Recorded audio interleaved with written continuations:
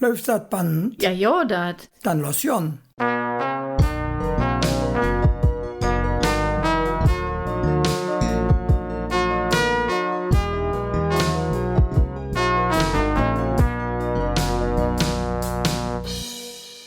Dag Hermann. Dag Caroline. Dag lief Lükscher zu Hus und unterwegs. Schön, dass ihr da seid. Manchmal kommen uns die Idee, worüber wir im Podcast Schnüssschwade könnt, mitten aus dem Leben. Diesmal auch. Es war heiß. Wir haben gesagt, wir machen eine kleine Türche und da sind wir nach Bad Honnef gefahren. Et ist in der Innenstadt und dann an der Ring. Und direkt, wenn wir erinnern, sieht man ein Eisgeschäft und dafür eine ganz dolle Pütz. Der Vogelbrunnen. Da ich das direkt klarstelle, Pütz hört sich natürlich nicht wie Brunnen an, aber das ist ein altkölsch Wort und das geht wie so oft aus dem Französischen Le Puits und ähnlich ist es dann also Latin von Puteus. Ob Italienisch jedes auch der Pozzo und im Süden von Rom in Stadt Pozzoli, das bedück klein Brünnscher, wo der Schwefel blubbert. Aber jetzt hier noch damit, wir waren ja beim Vogelbrunnen in Bad Honnef. Der ist wahrhaftig schön. Und irgend kommt er direkt bekannt für, obschon sich der noch nie gesehen hat. Der war so ähnlich fabriziert wie der Galbe Bürbrunnen im Franksvedel in Köln, wo wir ja alt von gesprochen haben. Und wie die bewegliche Figuren in Ache auch zu finden sind. Genau, der Hermann hätte direkt gewusst, der Pütz ist von Bonifatius Stirnberg. Und typisch dafür sind die beweglichen Elemente, wie in Orche am Puppebrunnen und an andere Pütze. Es ist immer ein ganzes Rütschlück, die damit spielen. Und das sind erwachsene Lück. Das haben wir auch in Honnef gesehen. Die Lück werden irgendwie eine Teil von dem Kunstwerk. Das finde ich toll. So wird der Pütz eine touristische Attraktion. Wahrhaftig, wie in Rom. Beim Trevi-Brunnen muss man ja so ja noch Schlang stehen, für das zu beluren. Und da soll man sich drehen und über die Schulter eine Münze oder besser noch ein paar davon in der Pötz schmießen. Das tät Glück bringen, sagen sie, und man kommt dann auch wieder nach Rom. Schade, dass wir das hier in Köln nicht haben. Die Stadt könnte in Ösele sicher gut gebrochen. Wenn man so frisch. Für Rom fällt der Mensch als Pütz direkt der Trevi-Brunnen in. In Köln muss man warten, bis dann jetzt infällt. Dabei sind die Menschen, die in der City unterwegs sind, mestenteils jedes Mal daran vorbei und möchten nur die Ohren abmachen. Die Pütze haben so viel zu erzählen. Man könnte ganz Jahr den Pützpotklav machen. Ja, viel von denen sind natürlich verstochen, irgendwo im Hof binnen von einem Häuserkomplex. Und all die Pötze, die wir hier haben, das sind mehr wie 150, könnte man sowieso hüg nicht durchschauen. Ita die meiste kennen. Was für eine Pütz fällt dir dann nicht erst in? Natürlich, der Drühe Peter.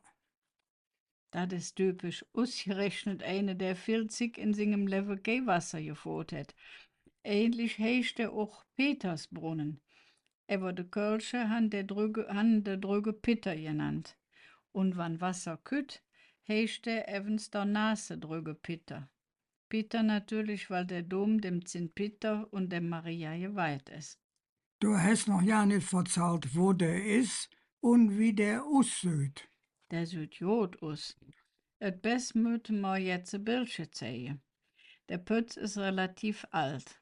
Er wurde 1870 von der preußischen Königin Augusta, später Kaiserin, der Stadt spendiert und ist im Krieg nicht kaputt gegangen. Nee, ich meine, wie der Brunnen aussieht. Ach ja, da sind Schale, die von einem Sockel mit Löwenfiguren getragen werden. Boven drauf steht der St. Peter mit dem Hellgeschenk. Der Stil ist dem Dom angepasst. Und trotzdem ist es dem armen Zintpeter schlecht gegangen. Et ich hätte an der Ostsee vom Kölner Dom gestanden. 1969 haben sie de zwischen Domchor und Sakristei abgestellt, wie der Domplatt grad neu war. Das St. Peter war also ein bisschen verstochen. Dann wurde 1999 aufgebaut, restauriert und in ein Depot geladen. Es ist nicht zu glauben.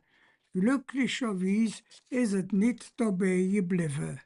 Seit 2010 steht er auf der anderen Seite vom Dom.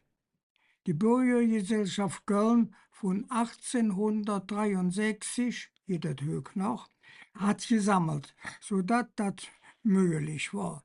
Aber das Wasser tät nicht lauter, also nicht ohne Unterbrechung fließen. Wenn so eine Pütz für Jure hat, ist es ja leichter, darüber zu erzählen.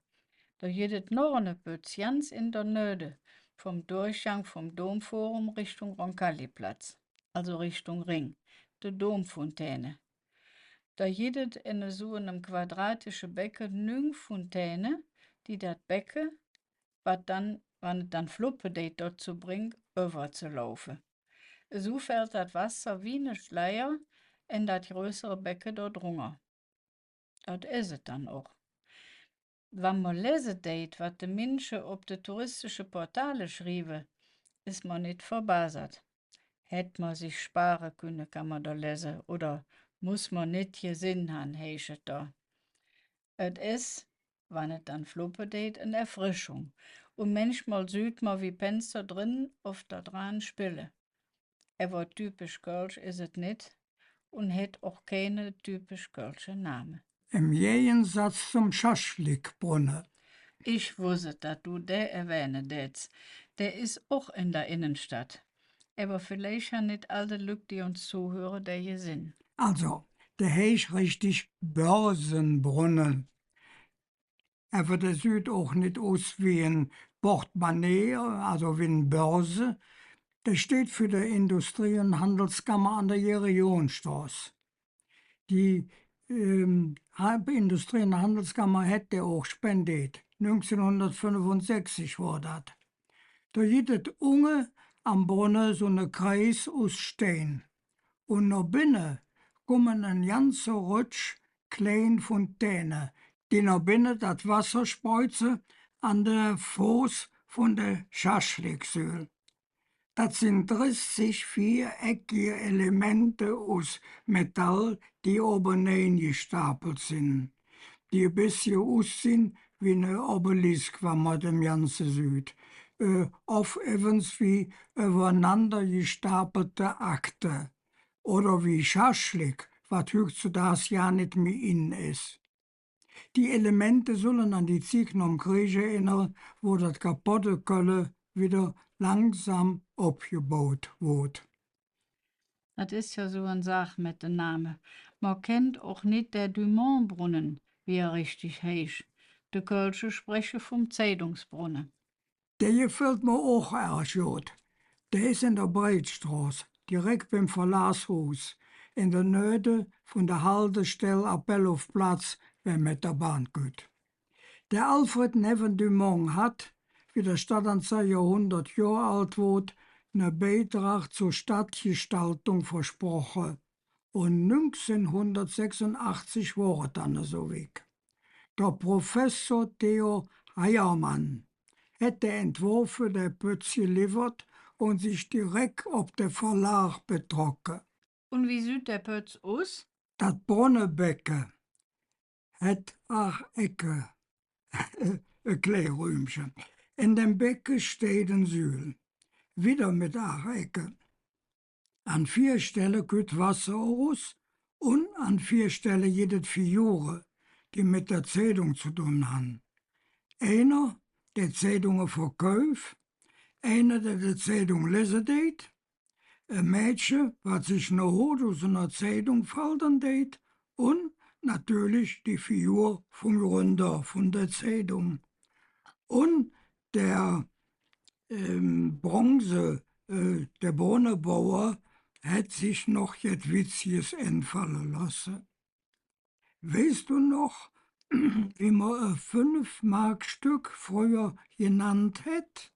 hat er noch die D-Mark gekauft. ja, dat war ein Heiermann. Genau das. Und so hieß ja auch der Bildhauer, der den Entwurf gemacht hat. Er hat am Rand von dem Brunnen ein 5-Mark-Stück hin angebracht, also ein Heiermann. So ist er auch verewigt. Das ist uns dat het uns kein D-Mark mehr geben det, konnte der Professor Heiermann ja nicht wissen. Sich verewigen, das ist ja kein Jodkölsch. Das klingt wie aus dem Hudütsche Übersatz. Noch schlimmer fingen ich ja, dass es eine ganz bekannte Pütz, den man oft bei Stadtführungen gezeigt kriegt, gibt, der definitiv keine kölsche Name hat, auch nicht auf Hudütsch. Das ist jetzt, was ich nicht verstanden. Meinst du am Engter Fastnachtsbrunne? Genau dat. Der möt doch fast de Lovensbrunne heesche oder Karnevalsbrunne von mir aus. Er war so, dat ist doch unmöglich. Er war schön ist er doch. Man fingt er in der Nähe vom Rathaus, genau genommen Jülichplatz. Über der Jülich möt man eine Folie machen, das ist ganz spannend. Der Pütz ist vom Rasegger, vom Georg Rasegger, und da stond 2 Jahreszahlen dran. Das heißt, der Rasegger hätt dat für den Ersten Weltkrieg angefangen und erst danach der Pütz fertig gemacht. Mitten auf dem Jülichplatz sieht man ne Sockel und da drauf ein hohe Brunnenschal. Also Schale, nicht Schal für um den Hals. Aussen dran sieht man 4 Pärcher, die am Tanzen sind, ob klein Konsölcher. Und mitten aus dem Becken geht so ein Spindel nach boven. Und am Eng sieht man ne kleine Engel. Genau genommen sieht man ne Puto dafür. Also so ein dekorativ Figürchen mit einer Pief in der Hand. Das ist eine Anspielung auf ein Tobakshus im Hus Neuerburg, direkt nebenan, was der Pütz spendiert hat. Für ewig, auch für alle Ziege im Gedächtnis von der Kölsche gehalten, ist ein Teil vom Goethe von seinem berühmten Gedicht Der Kölsche Mummenschanz. Der hatte sie ja eingeladen, er war Platz persönlich zu kommen, hätte der Kölsche das Römsche fabriziert. Und ein Stück daraus kann man an dem Brunnen ringsherum eingemeißelt lesen, natürlich auf Hodisch. Löblich wird ein tolles Streben, wenn es kurz ist und mit Sinn.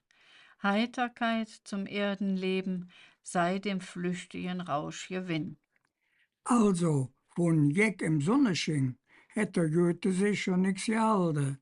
Aber wir können da nicht mehr fahren. Übrigens hat der Goethe definitiv kein Kölsch gesprochen. Nee, natürlich nicht, der war doch aus Frankfurt. Genau, aber man kann auch nachweisen an der Römsche mit Unger, die so parat geknüpft hat. Da heißt doch im Goethe singen Faust, Neige o Schmerzensreiche. Und so wieder. Und damals waren die noch jod drauf mit der Römsche. Erst präzis, was die Römsche angeht. So Römsche wie Hück manchmal zu hören ist, Prinzessin und dort drauf will dich fressen, das hätten die nie geschrieben. Ja, und was ist jetzt mit dem Faust? Ach so, ja. Also richtig Römsche, wie sie es wenigstens damals gesehen haben, ist nur Neige, du Schmerzensreiche. Und weil der Hessisch aus Frankfurt gesprochen hat, der hat das fluppe. Was du all weißt. Der tät sich sicher freuen, der Goethe, dat hier et Wasser auf Fließe tät. Anders wie bei dem Pütz von Jan von Weeth Aldermatt. Ich han ganz lang überhaupt nicht gewusst, dass das ne Pütz ist. Davon, wie die Figur da steht, kann man auch nirgends wissen, dass es der Jan von Weeth sein soll. Der hat ja noch nirgends so Bett. Stimmt, jetzt wo du es säst. Es heißt dann, es soll kein Konkurrenz geben zu dem König von der Preußen, Friedrich Wilhelm III., der ein Stück wieder Heimat Bett sitzen tät. Ich weiß nicht, was ich davon halten soll, ob das stimmt. Vielleicht hätte der Verschönerungsverein, man könnte es verstanden, der das Ding spendiert hat, nur nicht so viel Grosche gehabt.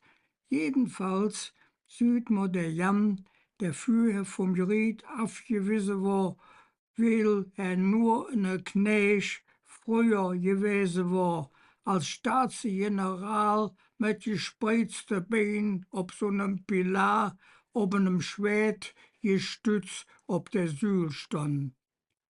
Ein schön Andenken, ever, wie du süß, wie du auch schon als gesagt hast, Wasser, han ich da auch noch nie drauf gesehen. Bei all de Pötze in der Innenstadt muss man noch bovenloeren für jet gewahr zu werden. Nur eine ist ob der Äd und weht darum auch auf über Sinn. Auch wann sich viel Europäers in der Nöte treffen, die wann Stadtführung losgeht. Der Taubenbrunnen vom Ewald Matterei. Genau, zwischen der Kreutzblom, die offene Treffpunkt für die Touristen ist, und dem Domforum ob der Äd. Die Bank für Gemeinwirtschaft hätte Pütz spendiert. Und der Matterei hätte 1952 festernäht. Der erste Brunnen nach dem Krieg. Ich finde der Erfing. Da ist ob der Erd ein Mosaik und in der Mitte sieht man ein Spiral aus Bronze, die sanft in die Tiefe geht. Das Wasser geht aus einem kleinen Steinsockel am Rand aus 3 Rohre in das Becken, was wie ein Schneck geformt ist. Das klingt echt kompliziert, wenn man das so anhören date. Aber wenn man sich das belurt, ist es ganz einfach. Der Matterei wollte der Pütz als Gelegenheit privat knuven für de Domdove, dat sie je trinken könnte. Und war ein Mann of eine Frau, die die Homepage von der Stadt Köln bestückt han, geschrieben han, das war so dreilächerhaft, dass man bei der Eröffnung von dem Pütz laut übereinstimmender Auskunft mehrerer Berichte kein doof gesinn hat. Das ist ne Jode Moment für darauf hinzuweisen, wer uns geholfen hat bei der Folge von Hück. Das ist wahrhaftig die Stadt Köln mit der ihrer Homepage. Und kölschgänger.net, wo man immer wieder Jod jet nachlesen kann. Jetzt küt noch unser kleiner Sprachkurs. Jetzt wird Kölsch gelehrt. Oft ist man ja auf Kölsch zu faul, de Wort ordentlich auszusprechen. Und dat ein auf andere fällt aus, wie für ein Beispiel dat N in der Grundform von de Wort, die in Handlung angeben. Poppe, Karte, Danze. Alles ohne N am Eng. Singen, spielen und so weiter. Auch in der Mehrzahl fällt bei der Eigenschaftswort et N aus. De lustige, fast de Laufensfrunde. Nicht wie auf Hodutsch die lustigen. Die sillige Juffer von Sinte Öscher. Nicht wie auf Hodutsch die seligen. Einen speziellen Fall haben wir, wo wir zu faul sind, ein T auszusprechen. Platz dem T wird dann ein P eingesetzt. Es ist ein bisschen komisch. Es heißt, er hat geformt, nicht geformt. Hat gebrummt, Sie hat gekühmt. hat sich geschampt. Diesmal nach dem M dat P. Sie haben es nicht versümt. Ja, lief Luxer, wir hoffen, dass ihr auch nicht versümen dort, de schöne Pötze hier in Köln zu beluren und der Sommer mit dem Plätschere vom Wasser zu genießen. Hier in Köln auf einer Reise. Wir machen im Juli und August einen Pause und sind im September wieder da und wünschen euch bis dahin ein Jode Zick. Tschüss und halt euch Salze.